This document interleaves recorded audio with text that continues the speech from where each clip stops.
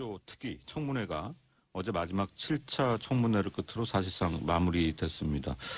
자, 어제 마지막 청문회까지 많은 증인들이 불참하고 또 참석한 증인들도 모르쇠로 일관을 하면서 맹탕 청문회였다는 좀 오명도 있었지만 어제 또 흥미로운 그런 답변들도 많이 나왔던 그런 하루였습니다. 박준호의 사전망대 이슈 토크, 오늘은 특별히 그동안 국조특위 위원으로 청문회 기간 큰 활약을 하셨던 국민의당 김경진 의원이 나오셨습니다. 어서 오세요. 안녕하십니까. 네, 새해 복 많이 받으십시오. 새해 복 많이 받으십시오. 수고 많으셨습니다. 네. 또 박상병 인하대 정책대학원 초빙 교수 나오셨습니다. 네, 안녕하십니까. 네, 김태현 변호사 나오셨습니다. 예, 안녕하세요. 자, 이슈 토크는 오늘도 여러분의 문자 참여를 기다리고 있습니다. 방송 들으시면서 하고 싶은 얘기 있으시면요. 또 비판도 좋습니다. 샵 1035, 우물정자 1035로요. 짧은 문자는 50원, 긴 문자는 100원의 요금이 부과가 되어 있습니다. 고릴라 게시판을 이용하시면 또 무료로 여러분 의견 보내주실 수 있겠습니다. 많은 의견 부탁드리겠습니다.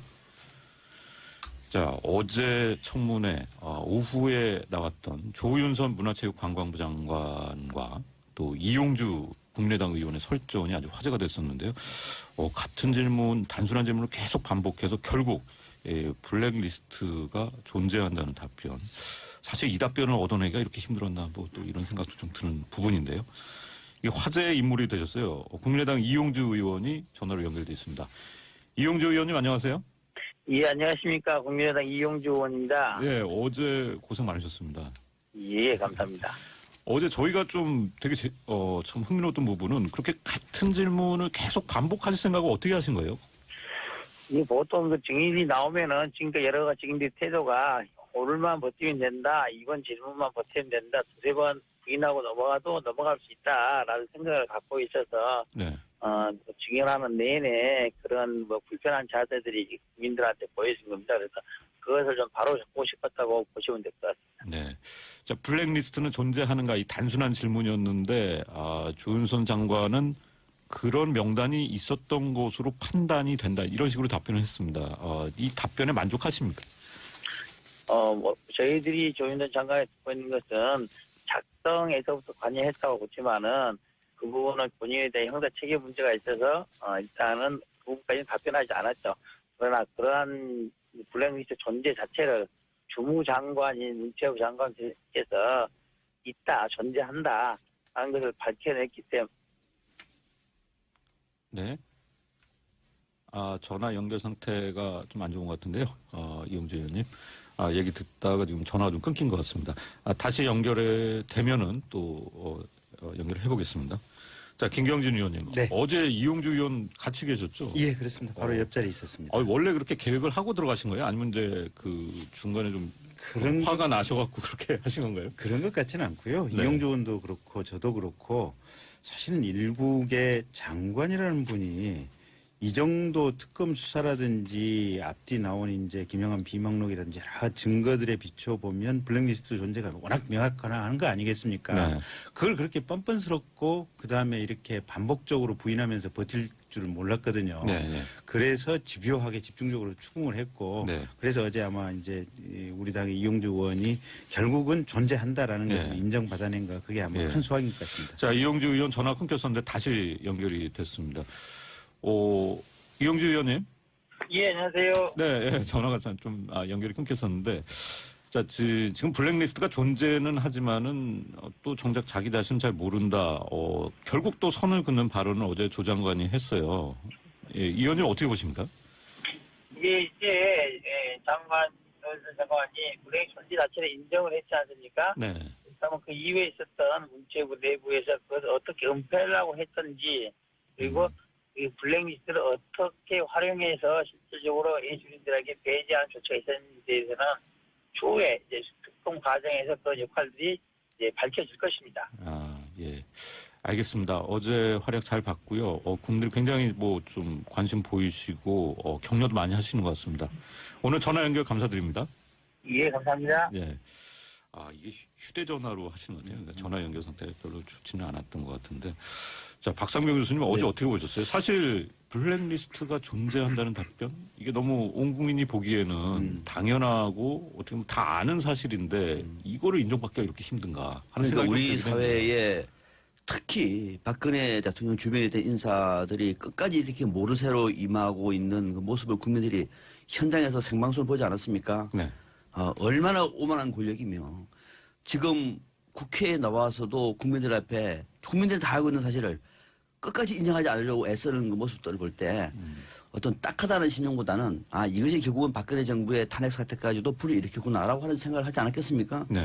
조윤선 장관 같은 경우는 나와서 인정을 하는 순간에 본인이 그 책임져야 될 것이고 역사에 얼마나 큰 오명을 남기겠습니까? 인정하고 싶지 않았다는 거죠. 그래서 어제 안 하려고 했던 건 아니겠습니까? 그러나 이제 오후에 동행명령장 때문에 나오긴 했습니다만 나와서도 끝까지 그 사실을 부인하면서 이제 있는 것 같다. 일부 전진된 표현이었습니다만 그러나 나는 모른다. 나는 관여 안 했다. 뭐 이런 얘기였는데요. 네. 그러면 국회에서 저는 작은 성과라고 봅니다. 네. 자, 김경주 의원님. 네.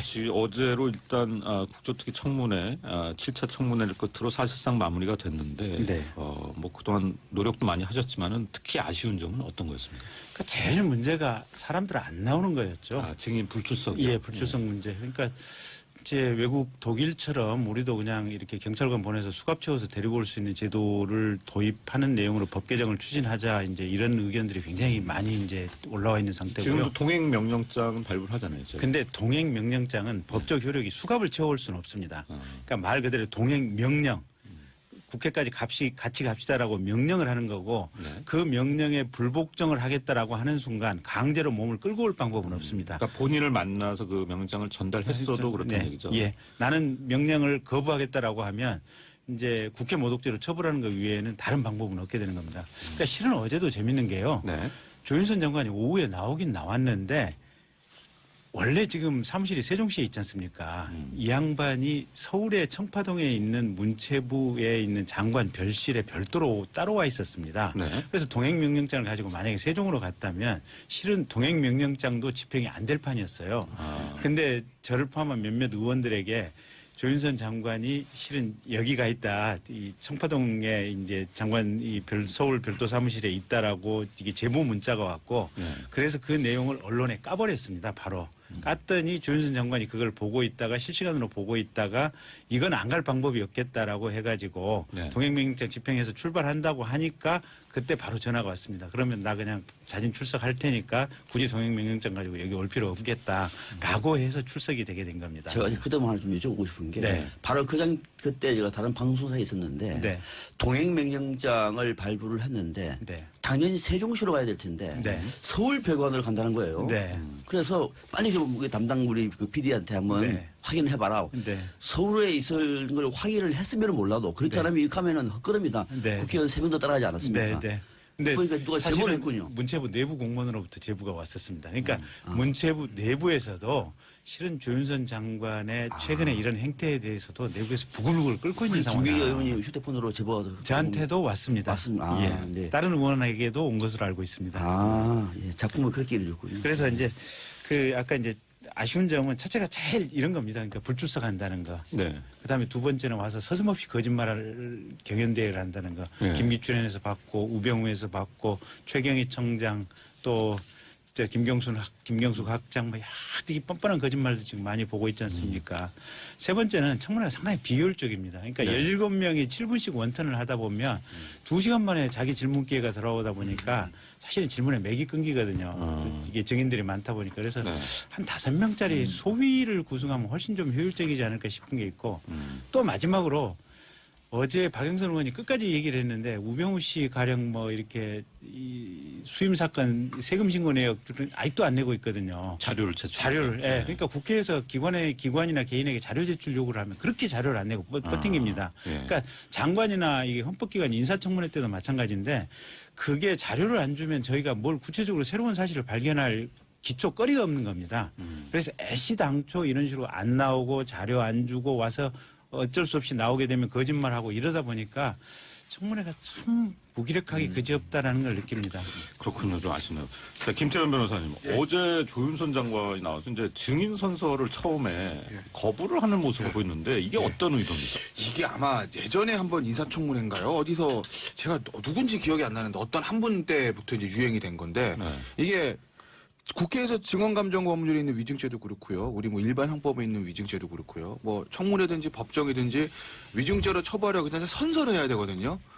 선서를 하면서 이제 거기 보면은 양심에 따라 거짓에 뭐 있는 증언하지 않고 뭐 위반되면 처벌받을 수 있습니다. 이런 내용의 선서를 해요. 네. 그러니까 그걸 한 사람들은 위증죄 대상이 되는데 그걸 안 한 사람도 위증죄 대상이 안 된다는 거죠.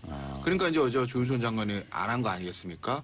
그러니까 본인의 얘기는 어제 이제 불출석 사유서에 있는 그 두 가지 얘기 있잖아요. 그 왜 어차피 내가 여기서 또 선서를 해 또 여기서 똑같이 지난번과 똑같은 얘기를 해도 지난번 얘기로 내가 위증죄로 고발된 상태에서 그게 한 번 더 들어가는 거고 네. 그 여기서 또 다른 얘기를 하면 예전께 위증이란 걸 인정하는 거고 나는 이러지도 못하고 저러지도 못하고 지금 어차피 당신들이 나를 위증으로 고발해서 저기 특검에 가 있으니 네. 그러니 나는 여기서 말하는 게 적절하지 않다라고 하고 이제 불출석한 거 아니겠습니까? 네. 그런데 어제 앞서 김 의원님 말씀하신 대로 안 나올 상황이 안 되니까 나오게 된 거고 근데 다만 어떤 얘기를 하든지 나한테 최대한 불리해서는 안 되겠다라는 생각을 하고 이제 위증죄 선서를 아예 선서를 안 하고 들어간 거죠. 네. 조 장관에 대한 뭐 그 비판이 상당히 높아지는데 사실 어제 이제 출석 자체가 이제 장관 해임 건의안이 이제 거론이 되면서 나왔다 뭐 이런 얘기도 좀 있었어요. 네. 자, 어제 지금 청취자분들이 계속 문자 보내시는데요. 김경진 의원 뭐 습가 요정으로 이미 등극을 하셔서 인기가 굉장히 많으신데 뭐 어째 습가 이렇게 보내시는 분들도 있고 8788님인가요? 항상 냉정한 모습을 보이던 김경진 의원이 어제는 약간 화난 모습도 보이시던데 어떤 부분에서 제일 답답하고 화가 나셨는지 궁금하다 이런 또 질문 보내셨습니다. 그러니까 이제 제가 그 화난 모습이 끝나고 나서 어떤 분이 저한테 이렇게 이제 문자를 보내셨더라고요. 그 다음부터는 앵무새의 이름을 앵무새가 아니라 윤선조, 그러니까 세조자 윤선세로 바꿔야겠다라고 이제 그 얘기를 보내셨는데, 그러니까 이런 거예요. 제가 시간에 대해서 물어보면 방법에 대해서 장황하게 얘기를 하려고 하는 거예요. 네. 그다음에 블랙리스트의 존재를 알았냐고 물어보면 그게 청와대에서 안 내려왔다고 하는, 청와대에서 내려왔는지 그 부분을 제가 잘 모르겠습니다라고 엉뚱한 측면의 얘기를 계속해서 반복해서 길고 장황하게 하려고 하는 거예요. 네. 그러니까 제가 왜 장관이 이제 취임한 이후에 어느 시점부터 이 블랙리스트의 존재를 알았냐는 것을 집중적으로 물어보려고 했냐면 어차피 정무수석들은 몰랐다고 그냥 완벽하게 오리발을 내밀고 있는 상황이니까, 그러면 장관 때부터는 알았다고 하면은 그 아는 것을 곧바로 스톱하고 내부 징계 절차를 밟아야 되는 장관의 책무가 있거든요. 네. 그 부분에 대한 어떤 직무유기죄의 책임 부분이라도 좀 명확히 해서 이게 나중에 특검 수사하는 과정에서 조윤선 장관 수사에 대해서 특검이 좀 편하게 해줄 수 있는 준비 작업을 해주기 위해서 제가 그걸 집요하게 물었는데, 확실히 조윤선 장관은 법조인 출신이다 보니까 빨리 제 질문의 의도를 캐치했어요. 그래서 언제 알았냐 이래가지고 올 연초에 알았다. 그러니까 2017년 연초에 알았다. 아니면 작년 뭐 연말에서 알았다. 이런 식으로 말도 안 되는 소리를 이렇게 하려고 하면서 여러 가지 길게 장황한 부연 설명을 하려고 하더라고요. 네. 그래서 조금 좀 원성이 높아졌었습니다. 사실 이번에 청문회를 보면서 많은 국민들이 느낀 것이 이제 많은 분들이 이제 율사 출신들이 증인으로 나오시면은 항상 이제 자기의 재판에 뭔가 좀 나중에 걸림돌이 될 수 있는, 문제가 될 수 있는 부분을 피해가면서 답변하는, 어떻게 보면 이제 법을 잘 알고 대처하는 그런 모습이 국민들의 모습 눈에는 굉장히 안 좋게 보였을 것 같아요. 그렇죠. 오늘 이 방송에도 법조인 두 분이 나와서 또 법을 또 얘기를 해요. 검사, 변호사. 그러니까 예. 이 아는 사람들이 그렇게 하는 거죠. 그러니까 어떻게 보면은 저는 당초에 이 법조인들이 갖고 있는 강점 중에 하나는 이제 이 법을 알기 때문에 사실은 그 법적인 문제만 가지고 파고들 경우에는 방법이 없는 거거든요. 그래서 대체적으로 이런 법조인들 출신의 증인이라든지 변호인 같은 경우는 어떻게 하냐면은 주로 정무적인 일정이라든지 그 당시에 그 어떤 뭐 행동 반경이라든지 또는 관련되어 있는 인간관계 이런 쪽으로 이제 파고들면서 마지막에 그 문제를 엮어가지고 법적으로 어떻게 결론이 된다 이렇게 물어야 될 텐데 네. 법조인 같은 경우에는 나와서도 웬만큼 했을 때 기억이 안 나잖아요. 그분들은. 웬만큼 했을 때 기억이 잘 안 나세요. 네. 유리한 거는 장황하게 부연 설명까지 다 해가면서 설명을 합니다. 국민들이 그걸 볼 때, 이번에 뭐 법 미꾸라지라고 그럽니까? 네. 뭐 그런 새로운 개념이 만들어낼 정도로, 역시 아는 사람들이 더 하는구나. 라고는 사실을 좀 근데 확인했던 어제 네. 그런 조- 청문회였죠. 조윤선 장관이 정말 대단한 게 중간에 브레이크 타임에 사실은 그 김성태 위원장, 그다음에 조윤선 장관, 그다음에 박범계 간사, 그다음에 이용주 의원 이렇게 잠시 대기실에서 위원장 대기실에서 얼굴을 좀 봤거든요. 근데 그 조윤선 장관이 이용주 의원한테 그런 게 아니 이렇게까지 강하게 밀어붙이면 어떻게 하냐. 나 죽겠다. 제발 좀 봐주라고 그러는 거예요. 그러니까 이용주 의원이 쏘아붙이고 나서 이제 이렇게 어느 정도 인정을 받고 나서 이게 뭐냐면 사람들 마음 약하게 하는 전술이거든요. 근데 어제 알았던 게 이용주, 박범계, 조윤선 이 세 분이 다 연수원 동기들이랍니다. 다 아시는 친한 사이. 어제는 안면 몰수하고 질문했군요. 그러니까. 근데 그런 관계에서 사실 그렇게 딱 질문하기도 좀 이용주 의원도 굉장히 아마 고통스럽지 않았나 부담이 싶어요. 좀 있었을 것 네. 같아요. 자, 그러면요. 어제 가장 화제가 좀 됐던 장면인데 이용주 의원의 그 조윤선 장관에 대한 질의 장면 한번 들어보고 토크 이어가겠습니다. 조윤선 이름이라는 것을 명예를 걸고 대답을 하세요. 블랙리스트가 존재하는 게 맞습니까? 안 맞습니까? 지금 특검에서 조사를 하고 있는 그런 조윤선 내용이 중에 언론에 조윤선 중에 제가 어려운 말 물어보는 거 아니에요. 하나만 물어볼 거예요. 블랙리스트가 존재하는 게 맞아요, 안 맞아요? 문서로 된 블랙리스트가 존재하는 게 맞아요, 안 맞아요? 존재한다, 존재하지 않는다. 그 예술인들의 지원을 배제하는 그런 명단은 있었던 것으로 판단이 되고 있습니다. 네, 요즘에 뭐 방송 장비가 갈수록 좋아지기 때문에 조 장관의 한숨 소리까지. 자, 국조특위가 활동 기간 연장 의결을 결정한 것으로 알고 있는데 사실 이제 국민들이 이런 의견이 많습니다. 이제 연장한다고 해서 뾰족한 수가 있습니까?라는 건데요. 네.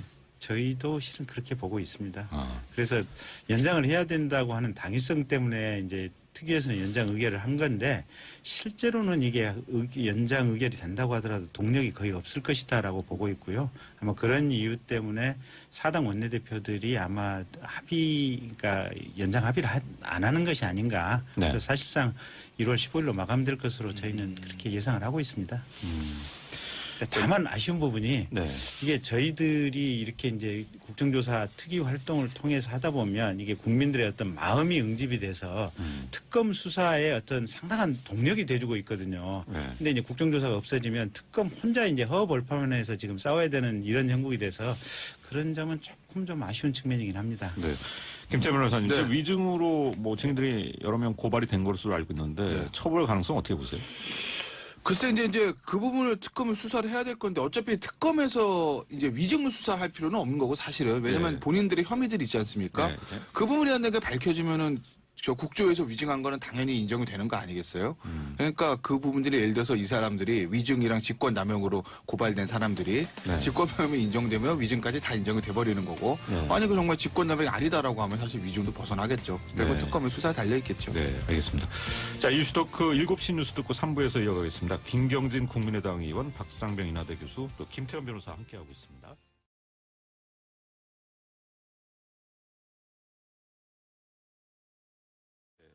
국조특위 청문회가 어제 마지막 7차 청문회를 끝으로 사실상 마무리됐습니다.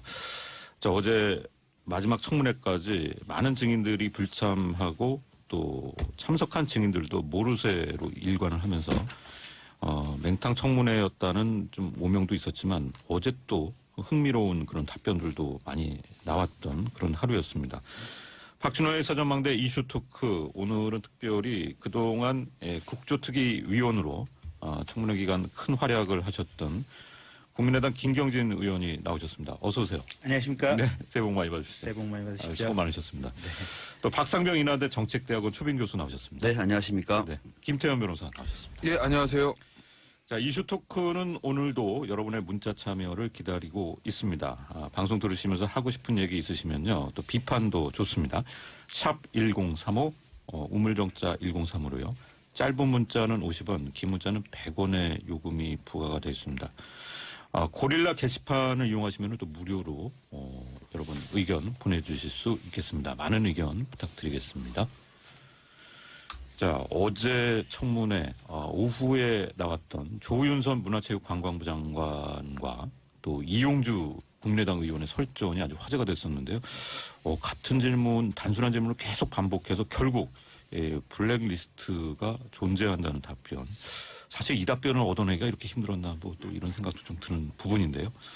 이게 화제의 인물이 되셨어요. 국민의당 이용주 의원이 전화로 연결돼 있습니다. 이용주 의원님 안녕하세요. 예, 안녕하십니까. 국민의당 이용주 의원입니다. 예, 어제 고생 많으셨습니다. 예, 감사합니다. 어제 저희가 좀 되게